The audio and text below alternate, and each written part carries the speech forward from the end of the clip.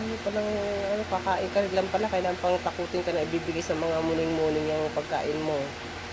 Kailangan pang tatakutin ka.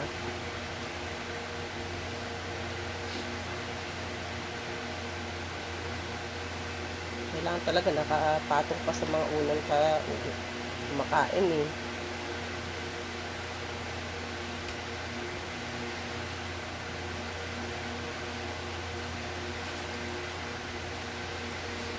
Ayusin mo na yan para hindi kainin ng mga mingming.